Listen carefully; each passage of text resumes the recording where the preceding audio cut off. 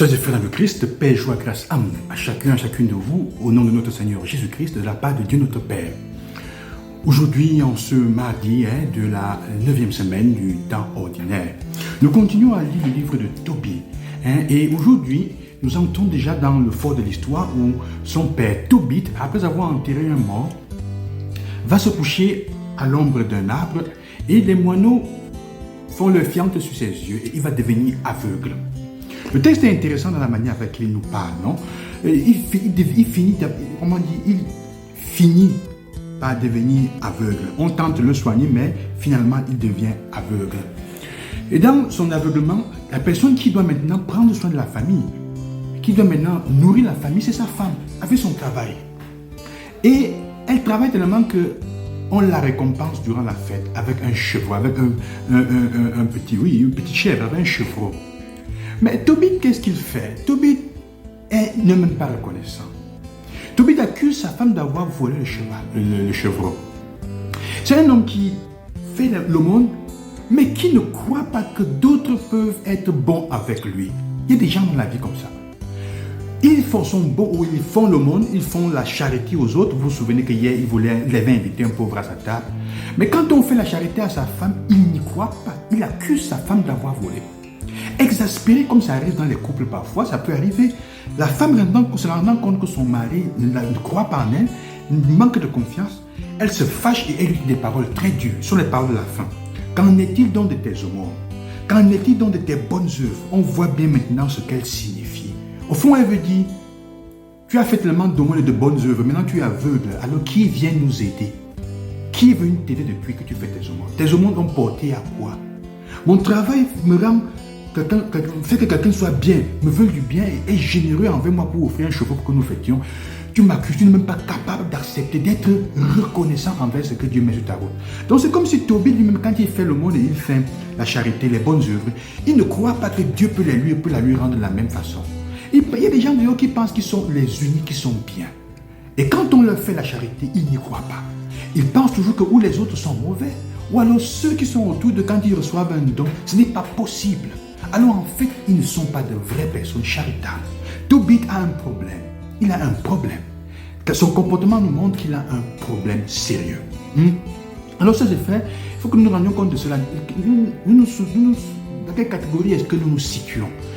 De celles qui font se faire le bien, ton aumône, est-ce que tu es capable de recevoir, de te rendre compte que Dieu te rembourse cela de différentes façons. Le travail de sa femme permet à Dieu de mettre sur la route quelqu'un qui va les aider. Mais il n'y croit pas. Ce n'est pas facile de croire.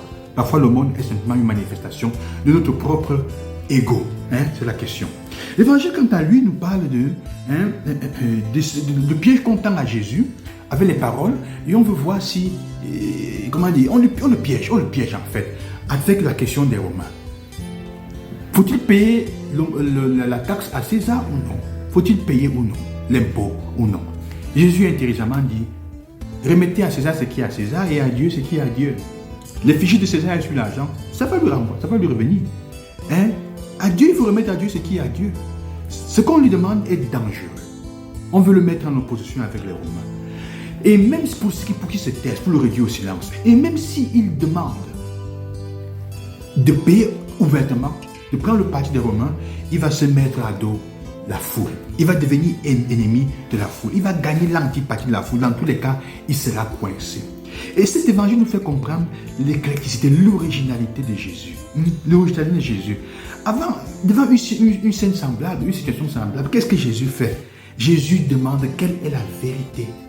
Il faut toujours éclairer une fois pour toutes. Il faut éclaircir une fois pour toutes que Dieu ne prend pas parti pour un groupe.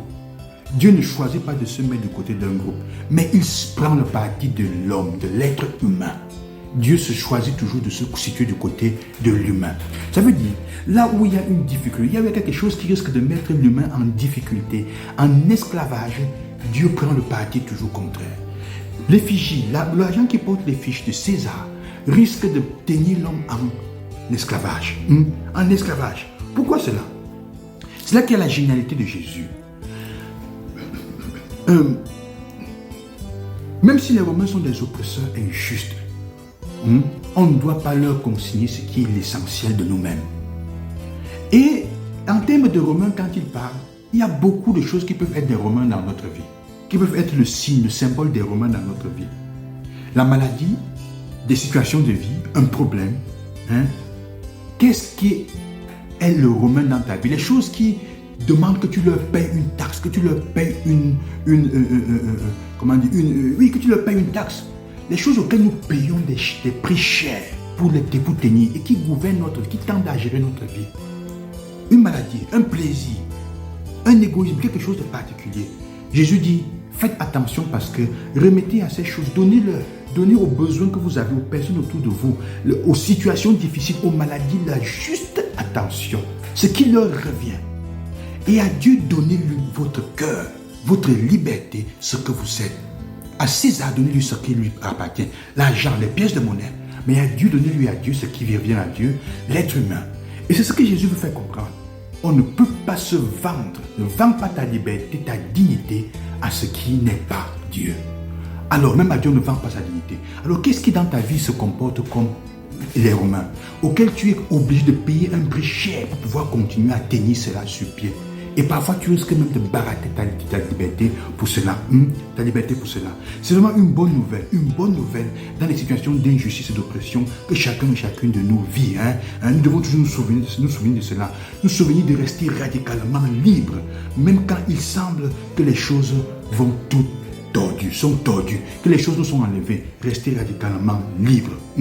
Et devant une telle réponse, les ennemis restent à bouche ouverte.